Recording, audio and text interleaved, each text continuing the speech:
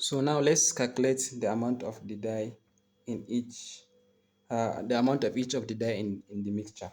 So from the absorption spectrum, we can see that methyl orange absorb maximally, which has an absorbance of what, 0.58 at what, 400 and at 450 nanometer, right?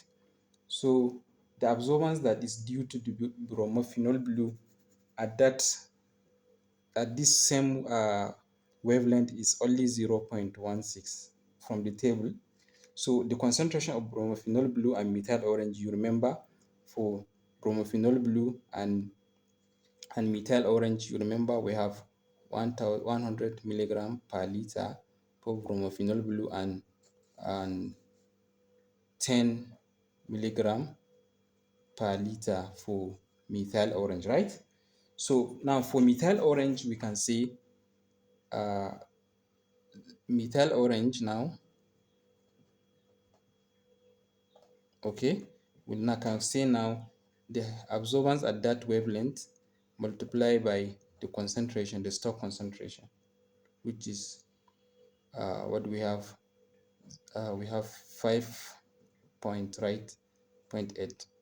We have 5.8, right?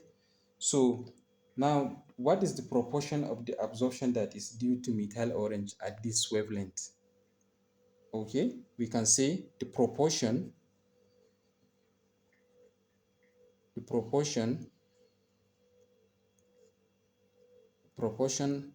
of absorption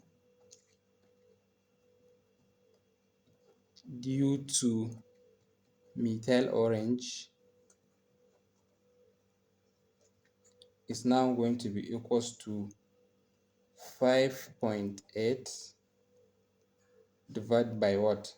5.8 plus 0.16, and you multiply by the absorbance of the mixture, which is multiply by what? Absorbance of mixture, right? Which is what? 0.34. You remember the absorbance of mixture at this, when methyl orange absorb maximally at 450 nanometer, it is 5.8 absorbance, right? Then for the methyl, or for bromophenol blue, is 0.16, but for the mixture is 0.34 from the table. You can refer back to the table. So we have, this is equals to what? 5.8 all over 5.8 plus 0.16 times 0.34, right? So what we have is equals to 0.33. So 0.34 rather, sorry. So this is the absorbance that is due to methyl orange in the mixture.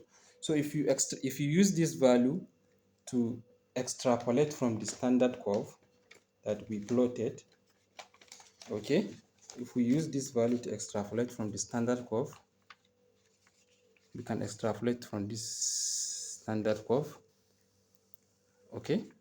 So the two ways that I was trying to explain, you can use extrapolation to get the concentration, or you can use the molar, you calculate the molar absorptivity and use formula. So we already have absorbance. That is why this is called standard curve. You can get the concentration of unknown from this curve, okay. So we now go to and trace 0.34 should be somewhere around here, right? 0.34 should be somewhere around here. And if you trace it, use ruler, you can use ruler. When you trace it, okay, it should fall somewhere around